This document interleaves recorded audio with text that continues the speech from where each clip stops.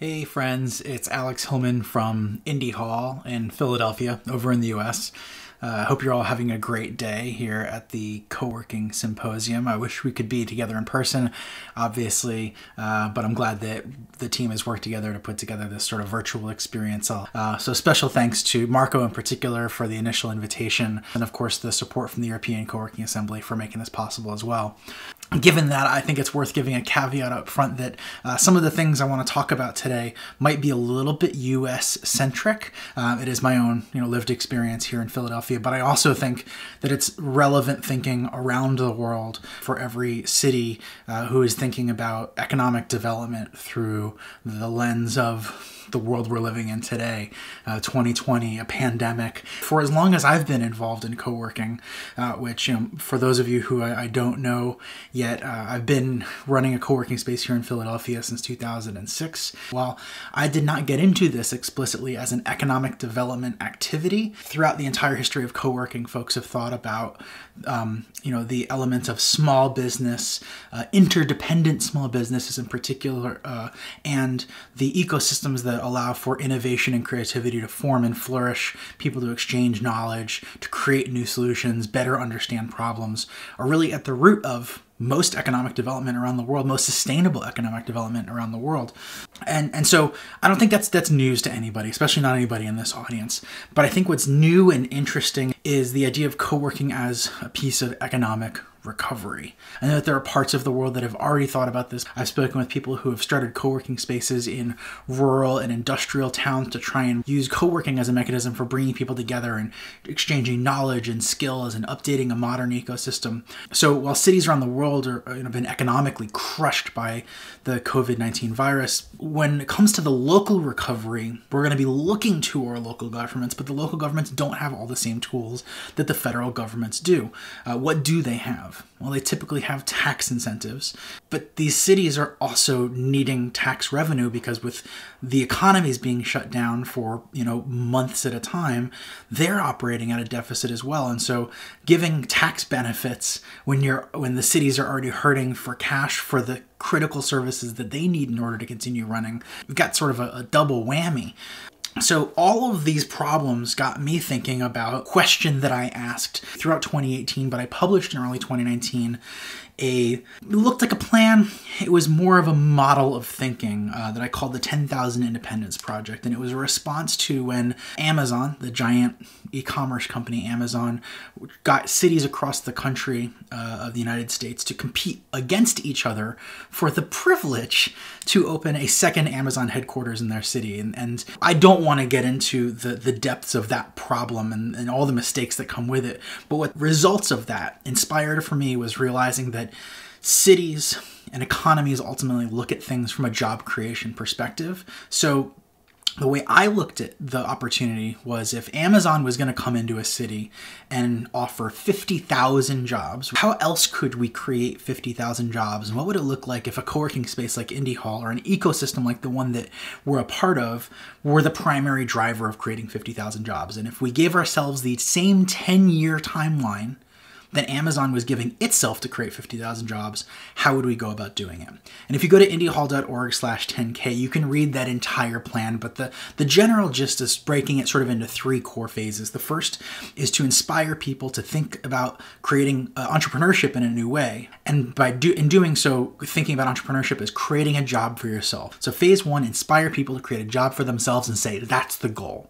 You don't have to create the next Facebook. You have to create a job for yourself, provide for yourself and your family. Step two is to get people from surviving to thriving. Lots of people start businesses, but they're always skating by in the skin of their teeth. And then the third piece, once people have gone from surviving to thriving, is then helping some percentage of those. And I would say generously, maybe 20% is realistically ever going to become a job creator. But let's help those 20% learn how to be better hirers, better managers, and become the next generation of job creators.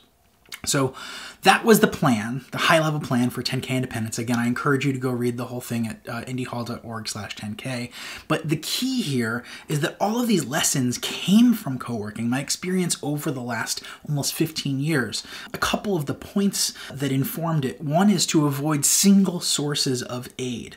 Make sure that the aid and support is distributed. For me, this came most early from getting involved in things like bar camp and early on conferences, where rather than having a single title sponsor who then now has some influence, even if it's subtle or only psychological, over the content of the material, distributing a sponsorship model across lots of smaller sponsors, including making it accessible for individuals who are participating in the thing itself to be sponsors. While it's a bit more work for the organizers, at least it may appear to be, it's often easier to get those folks to contribute in ways that don't necessarily take the program in a new direction, right? So rather than having one title sponsor or even a handful of them distributing the sponsorship, even co-working, in my opinion, building co-working spaces where you have, anchor tenants and things like that, it can be a way to get started, but bigger tenants are a liability.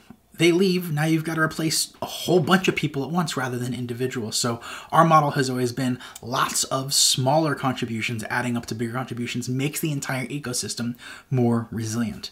Reframing entrepreneurship on the whole is a really interesting thing because I've watched the full arc from someone like myself with technology and creative skills, sort of dreaming of creating startups, to realizing that, chasing venture capital and growing a giant company isn't really what I wanted. And I could only observe that through seeing what happened in my co-working space and lots of others. It was a lens into the multiple potential possibilities and realizing the thing that I was dreaming of wasn't the only dream out there. In terms of helping people get from surviving to thriving, again, I've seen so many people start things, and because of working in a co-working space, I get to watch them work and realize you're a great designer or you're a great copywriter, but when it comes to some of the critical business skills to be sustainable, that's what you need to learn. But people don't know that, they don't realize that, or they're afraid to ask. They won't. So it's in co-working spaces where people build trust and relationships that people can be honest and say, hey, I noticed you're struggling with this. Is this something you'd like some help with? And so I think there's opportunities to build those communities of practice around the business skills that wrap around whatever your creative practice is. And then when it comes to the next generation of job creation and reskilling, the fact that we have populations of co-working members who can either do the teaching or they can suggest what needs to be taught in order for them to have somebody who is their next apprentice, right? So if you're a solo practitioner, what would it be like to make your first hire be an apprentice? Somebody who went through a design boot camp or a copywriting boot camp or marketing boot camp. They have the core skills, but what they really need is the practice. And you need someone to do some of the work. And so you can be there to guide them, but they're going to do the work. And over the course of a 6-month period or so, they'll get better. We've seen things like this progress in our co-working spaces. Maybe this is the time to institutionalize them and make our co-working spaces the engine for the economic recovery that's needed, because a lot of the jobs that have been wiped out, they're likely not coming back, and certainly not coming back in the same format that they were before. Some examples of this in action here in Philadelphia in the US. Again, my examples are a bit US-centric because they're the ones that I'm working closest with, but I'd love to talk more about examples of this in practice elsewhere in the world. We ran an event called the Philly Freelance Fest earlier this year that was designed to bring together those people, most of whom are surviving but not thriving, in a room and help them realize what they have in common. And by growing together, by sharing knowledge together, by learning alongside each other, that rising tide, other people getting better, other people learning, reaching their hand back, bringing you with them, that kind of ecosystem is going to make everybody better along the way. There's another really great resource here in the region where I live called Jebs Human Services, who has done lots of work in terms of reskilling and apprenticeships with folks who are immigrants to the United States through Philadelphia, as well as people that are reentering after being in prison. And in all cases, they take the approach of taking people through a reskilling process and then developing apprenticeship opportunities. Typically, those apprenticeship opportunities are with larger organizations, larger companies. And what we've pitched to them is saying, well, what would it look like if instead of an apprentice or even a handful of apprentices being matched with one large company, what if we flipped it around and said one apprentice actually is apprenticing with a handful of solo businesses that work in a co-working space? Because there's a double opportunity here where that individual is not only going to get multiple points of view and perspective of how work gets done, but they may actually be inspired to, at some point, create a job for themselves and continue that virtuous cycle. The last thing that I think is really interesting here is this creates an opportunity that I think that we've kind of always wanted but never really figured out how to do, which is to create more collaboration across co-working ecosystems. Us being here at this event today, I think, is a great example of what we've done, but I think we've always wanted more.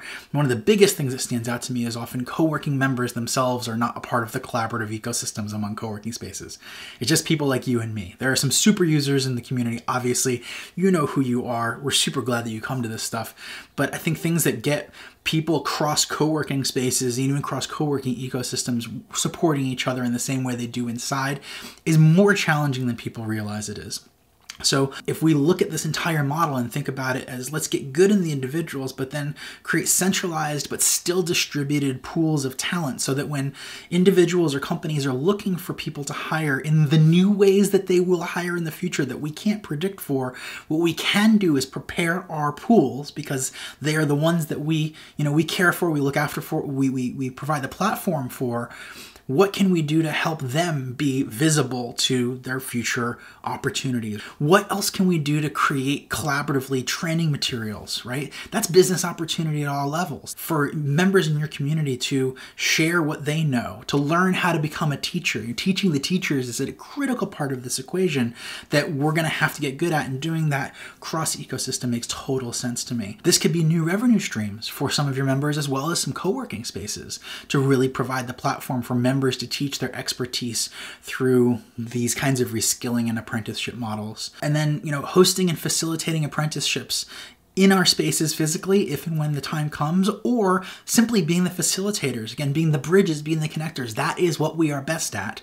We shouldn't need a physical space to do that. We certainly shouldn't wait for physical spaces to be available in order to do that. Those are all things that we can do in virtual space and now. The last thing I want to talk about is, what are some of the remaining challenges and questions here? There are many, but given this is a research-minded audience, these are the questions that are in my mind, and I want to encourage you to think about. One of the big ones is how do we get better at matching people's aptitudes with skills that they can learn, right? How does somebody who's coming from a service job or an industrial job learn about future careers or maybe things that we haven't even heard of? How do we match up people's aptitudes? I don't know what's even out there, if I'm being totally honest. I'm sure there are great frameworks. They'd be really, really useful for us to get better as a global industry at understanding people who are not already choosing entrepreneurship, who are not already in our co-working spaces, to help people discover themselves what kind of future worker they can become. Also, how do we best reach workers who are not digitally native? I think co-working, generally speaking, is still a dominantly digitally native population. There are tons of people for whom that is not the truth. And in many cases, those are the people who need these resources the most underserved populations in a lot of cities around the world. The most technology they likely have access to is a cell phone. What does that tell us? What can we do to reach people who are not digital native? How do we do that? Especially now when my usual answer is, well, we go to where they physically are, except right now people are not physically gathering and we don't know when they will or how they will in the future. What can we do with our new constraints? That's a big question. And the last one, sort of going back to the beginning, is what role can and should our governments and institutions play, right? I don't want them out of the picture. I just want us to do some of the things that maybe they're not great at doing, or they're realizing that if they step aside, other people, citizens, will actually step up and do some of this work, and that will free them up to do more important things. So what are the governments and institutions actually best suited to do?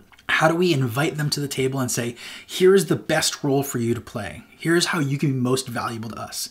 How can we answer those questions for them? So that's sort of the big picture that I'm thinking about in terms of co-working as an economic recovery tool, reframing my already reframed 10K independence project as part of the approach. Cities around the world recovering from the economic crisis as a result of the health crisis.